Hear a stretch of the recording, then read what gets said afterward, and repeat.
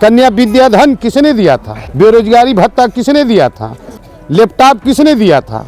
शिक्षा वो शेरनी का दूध है जो जितना पिएगा उतना दहाड़ेगा। ये एम्बुलेंस किसने दिया है बताइए हमको? क्योंकि 100 नंबर किसने दिया था?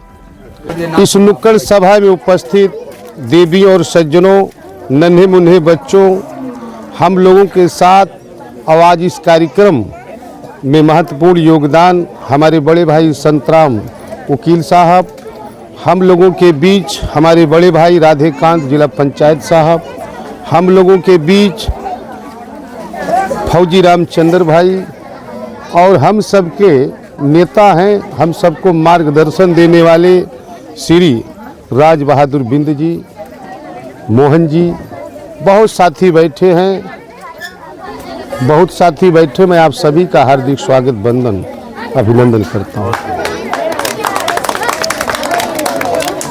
माताओं और बहनों, सूप पीटने से दलिद्र नहीं भागेगा। डॉक्टर BR अम्बेडकर ने कहा है, शिक्षित बनो, संगठित बनो, प्रचारक बनो, आत्मविश्वासी और आशावादी बनो, यही मुक्ति का मार्ग है। अगर बेटा पढ़ेगा एक घर सुधरेगा और बेटी पढ़ती है तो 2 घर सुधरता है। लेकिन काश इस कौम के लोग शिक्षा से वंचित रह गए। आज के युग में अब पढ़ाई लिखाई पर जोर दे रहे, क्यों वकील साहब? लेकिन पहली पीढ़ी हमारे घर की बुनियाद ही ठीक नहीं थी। अब शहर प्रदेश जा रहे लोग, चारों तरफ शहर प्रदेश में जा रहे लोग, अब बेटी बेटाओं को पढ़ाना शुरू कर रहे हैं। अभी 15-20 साल लगेगा शिक्षा पूर्ण रूप से होने में, 20-25 साल लगेगा ना भैया। लेकिन पहले के लोग, हमारी माताओं और बहनें पढ़ी लिखी नहीं हैं, तो जो अनपढ़ होता है उसी के ऊपर लोग राज करते हैं। पढ़ा लिखा तो स्वयं जानता है ना क्या करना चाहिए हमको। अनपढ़ व्यक्ति क्या कर सकता, उसको क्या मालूम प्रधान क्या करेगा, प्रधानमंत्री क्या करेगा, विधायक सांसद क्या करेंगे? है आप बताइए, इतनी बड़ी बस्ती है, कै घर है? 100 घर की 200 घर है? 50 घर है निषादों का यहाँ। चलिए 50, 60, 70 हो, 50-60 घर है। अच्छा, कितने यहाँ जज हैं, कितने DM SP हैं निषाद बताइए हमको। वकील साहब, कोई गांव में है DM SP? है नहीं है ना, कोई जज है? लेकिन अगर दूसरी जात का होता तो इसमें क्या होता, 25 से 30-40 घर होते। यही जौनपुर में एक गांव है मधई पट्टी, सुने होंगे व्हाट्सएप फेसबुक पे। है 70 घर है और 70 घर में 40 से 45 IAS PCS हैं, 47 लोग। लेकिन इस कौम में, ये कौम नगदा पसंद करती है हमेशा। ये उधार की खेती नहीं करते हैं। इनको जल्दी मची होती है कि जल्दी बच्चा पैदा हो और पट दिना कमाई के लय हुए। यही समस्या है कि नहीं? इसलिए सबसे महत्वपूर्ण चीज है कि शिक्षा के प्रति ये संकल्प यहाँ से लेके जाएंगे, बेटी बेटाओं को कसम रख के जाएंगे कि सबसे बड़ा महत्वपूर्ण काम है कि बेटा बेटी इतना पढ़ाओ कि जब तक इस गांव में 15 से 20 साल घर घर SP DM और जज न बना लो, तब तक चैन की नींद मत सो, तब बराबरी कर पाओगे दूसरी जात से। दूसरी जातियों से अगर बराबरी करना है, ये संकल्प लेना पड़ेगा, तब जा करके आपका उद्धार होगा। और जिस दिन आपके समाज में, आपके गाँव में शिक्षा पूर्ण रूप से आ गई, तो आज कटोरा दूसरे के सामने मांग रहे हो, कल को खुद आप भीख देने लायक बनोगे, दूसरों को दोगे। ऐसी सोच पैदा करो वकील साहब। गलत कह रहा हूं मैं? है ये सोच पैदा नहीं करोगे तो नारकीय जीवन होगा, हमेशा आपके साथ छल ही लोग करेंगे। रही बात पार्टी और दल की, बात है कि निषादों के नाम को रोशन करने का काम समाजवादी पार्टी के राष्ट्रीय अध्यक्ष स्वर्गीय मुलायम सिंह यादव, उन्होंने फूलन देवी की जमानत करा के, जेल से रिहा करा के पार्लियामेंट में भेजने का काम 2-2 बार किए। उसी समय निषादों का नाम तो रोशन हो ही गया था। फूलन निषाद हुआ था कि नहीं? ऐसी फूलन बहन को घर घर में फोटो लगाना चाहिए। ये दुर्गा रूपी है, इससे सीखो, संघर्ष करना सीखो आप। कि जिसके साथ दुराचार ठाकुरों ने किया और 22 लोगों को लाइन में खड़ा करके उस महिला ने, उस देवी ने दागने का काम किया था, इससे सीखो माता और बहनों, फूलन बहन से। ऐसे निषाद परिवार को फूलन बहन का फोटो घर घर में लगाना चाहिए कि नहीं, जरा बताओ हमको। कितने लोग मानते हो इस बात को, जरा हाथ खड़ा करके बताओ। सही कह रहा हूँ, गलत कह रहा हूँ? इतिहास से प्रेरणा मिलती है, यही तो शक्ति होगी, है यही तो शक्ति पैदा होगी कि छोटे मन से कोई बड़ा नहीं होता और टूटे मन से कोई खड़ा नहीं होता।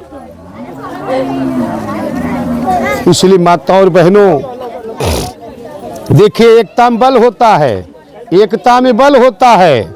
आपने देखा होगा झाड़ू सबे बटोरे लो, झाड़ू में जब गांठ लगी होती है तो कूड़ा बटोरने का काम करता है। वही झाड़ू से जब गांठ टूट जाती है तो स्वयं को वो कूड़ा बन जाता है, फिर दूसरा झाड़ू उसको बटोरता है। ध्यान देना, एकता में कितनी बड़ी शक्ति है। 10 लोगों की लाठी एक आदमी का बोझ होता है कि नहीं। एक आदमी ठेले पर अंगूर ले रहा था, 80 रुपया किलो खरीदा जो गुच्छे में था, और झोले में रखने के बाद उसने पूछा कि भैया ये टुकड़ों में जो रखा हुआ है इसका क्या रेट है। बोला इसका रेट 40 रुपया है। बोला क्यों 40 रुपया है, ये भी तो अंगूर वो भी अंगूर। बोला फर्क यही है, थोड़ा सा फर्क है कि बंधा हुआ गुच्छा है इसलिए इसकी कीमत 80 रुपये है, ये बिखरा हुआ है इसलिए इसकी कीमत 40 रुपया है। ये निषाद परिवार और पीडीए परिवार ये बिखरा हुआ है इसलिए इसकी कीमत आधी आंकते हैं लोग। क्यों कमल जादूगर बाबू, सही है गलत है? अरे संगठित हो जाओ, संगठन उससे सीखिए। आपने मधुमक्खी के छाते को देखा होगा, अगर इतने साथी हैं, अगर एक चिक्का मार दिया जाए तो सबको बिना बेधे, माने बिना बिनले जाय दे है। कुत्ते वाला संगठन बनाने की जरूरत नहीं है, कुत्ते वाला संगठन नहीं, बल्कि मधुमक्खी वाला संगठन बनाओ निषाद समाज के भाइयों और बहनों। और श्री अखिलेश यादव वास्तव में कि मानो में भेद है, कोई देवता कोई प्रेत है, पिछड़े अति पिछड़े और गरीबों का कोई देवता है, कोई मसीहा है, तो अखिलेश यादव हैं, ये कोई नकार नहीं सकता है। क्योंकि 100 नंबर किसने दिया था? अखिलेश यादव दिए है कि नहीं बताइए। ये एम्बुलेंस किसने दिया है बताइए हमको? अखिलेश यादव ने। लैपटॉप किसने दिया था? अखिलेश यादव ने दिया था। कन्या विद्याधन किसने दिया था? अखिलेश यादव ने दिया था। दिया था कि नहीं? बेरोजगारी भत्ता किसने दिया था? अखिलेश यादव। ये बीजेपी के लोग हैं, ये झूठ माफिया हैं, ये आपको फ्री में राशन खिलाएंगे और 2000 रुपया देंगे फ्री में, आपको नौकरी नहीं देने वाले हैं। ये झूठों के सरदार हैं। सरकार बनाना था 2014 में, प्रधानमंत्री जी ने कहा कि कांग्रेसियों ने इतना धन रखा है विदेशों में, उस पैसे को लाएंगे और एक एक आदमी के खाते में 15-15 लाख रुपया देंगे। जब पत्रकार सरकार बन गई, दिल्ली में पत्रकारों ने पूछा अमित शाह जी से, कहे तो जुमला का मतलब झूठा, वो तो जुमला है, ये आपको कभी नहीं भला करने वाले हैं। 10% आरक्षण किसको मिल गया? बीजेपी के लोगों ने, बाबू और बाबा के लोगों को रातों रात लागू कर दिया। लेकिन निषाद परिवार सदियों से चिल्ला रहा है, नारा लगा रहा है, और तमाम लोग संगठन और दल बना करके आरक्षण के नाम पर गुमराह कर रहे हैं। लेकिन इसको 10 या 5% भी देने वाले नहीं है। ये देने वाले हैं? नहीं देने वाले हैं। इसलिए भाइयों गौर करिए, केवल गरीबी दूर करना हो तो बेटी बेटाओं को पढ़ाओ। अगर 4-5 बच्चे हैं, अगर पढ़ लिख करके अगर एक ही डॉक्टर मास्टर अधिकारी कर्मचारी इंजीनियर बन गए, एक ही डॉक्टर मास्टर अधिकारी कर्मचारी इंजीनियर बन गए तो घर में रोशनी आ जाएगी, उसी दिन घर में दरिद्र भाग जाएगा।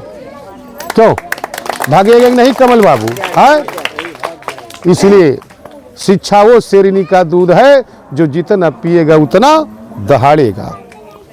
कि छोटे मन से कोई बड़ा नहीं होता और टूटे मन से कोई खड़ा नहीं होता, और बिना संघर्ष किए कोई महान नहीं होता। और जब तक ना पड़े हथौड़ी की चोट पत्थर भी भगवान नहीं होता है। सही है। अगर कुछ करना हो तो संघर्ष करना सीखो। पत्थर से पत्थर ने पूछा तुम क्यों रगड़े जाते हो और मैं क्यों पूजा जाता हूँ। तो जो पूजे जाते हैं उसने कहा मूर्ति ने, देखो भाई तुम भी पत्थर मैं भी, तुम सीधा सीधा काट करके बिछा दिए गए हो, इसलिए तुम रगड़े जाते हो। और मैं, मुझे लोहारों ने छीनी हथौड़ा लेकर के इतना तरासा है, इतना तरासा है, इतना छीनी हथौड़ा मारा है कि मैं संघर्ष करके तो मूर्ति बना हूँ। तो मैं पूजा जाता हूँ, तुम कुछ नहीं किए हो इसलिए रगड़े जाते हो।